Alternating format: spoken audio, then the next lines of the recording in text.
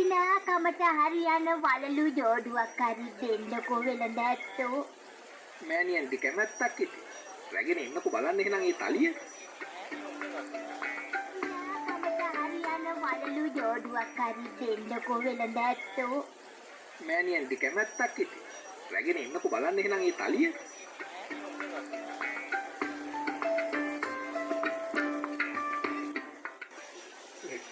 මේක රත්තරන් එකක් නෑනේ. අනේ මට සමා වෙන්න. මල් ළඟ තියෙන සියලුම ආභරණවත් මේ තලිය තරම් නම් වටින්නේ නෑ. මේක කවුරු 1000 ගණක් වටිනවා නෑනේ. හැබැයි පුතේ ඕක එච්චර වටිනවද? හා